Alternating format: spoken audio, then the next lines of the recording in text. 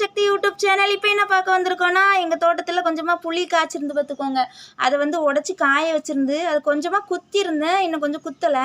அது கொஞ்சம் பிசு பிசுன்னு இருந்துச்சு, அதனால குத்தாமல் இருந்தேன். இப்போ வந்து காய வச்சுருக்கேன். இப்போ கொஞ்சம் நல்லா குத்துறதுக்கு அழகாக இருக்குது. இப்போ அது எப்படி குத்துறதுன்னு தான் பார்க்க போகிறீங்க. பாருங்கள், இது வந்து காம்போஸ் குச்சி. அதாவது நம்ம இந்த ஸ்கூல்லலாம் கணக்கு பாடத்துக்கு வச்சு யூஸ் பண்ணோம்ல, அந்த காம்போஸ் குச்சி.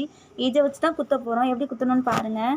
அழகாக அந்த கொட்டை இருக்குது பார்த்தீங்களா, அதில் இப்படி ஒரு குத்து குத்தி அப்படி இழுத்தோன்னா உள்ளே இருக்க கொட்டை எல்லாமே வந்துடும்.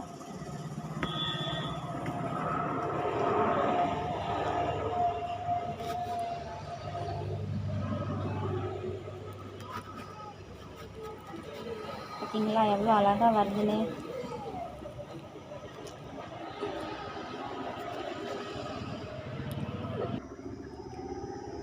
இது நல்லா அழகாக இருக்கும் பார்த்துக்கோங்க. குத்துறதுக்கு நல்லா காஞ்சி போய் இருக்குதா, உள்ளே இருக்க கொட்டையும் வரும்.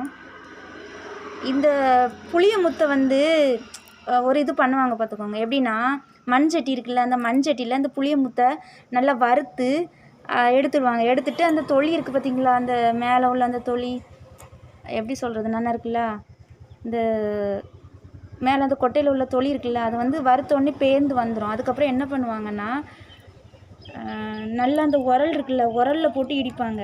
வறுத்து உரலில் போட்டு நல்லா இடித்து அந்த தொலியை மட்டும் தனியாக எடுத்துட்டு, இந்த புளிய முத்தை வந்து நல்லா அவிச்சு மண்சட்டியிலே போட்டு அவிச்சு, கருப்பட்டி இருக்குல்ல, கருப்பட்டி போட்டு இடித்து சாப்பிடுவாங்க. செம்ம டேஸ்ட்டாக இருக்கும். முன்னாடிலாம் நான் சின்ன வயசில் எங்கள் ஆச்சி எனக்கு அழகாக செஞ்சு கொடுப்பாங்க. எங்கள் ஆச்சியும் எங்கள் அத்தையும் எனக்கு அழகாக செஞ்சு கொடுப்பாங்க. இன்றைக்கி இதை பார்த்தோன்னே ஞாபகம் வந்துச்சு, அதனால் உங்களுக்கு வீடியோ போடணுன்னு வந்தேன். ஓகே, பிடிச்சிருந்தா லைக் பண்ணுங்கள், கமெண்ட் பண்ணுங்கள், ஷேர் பண்ணுங்கள்.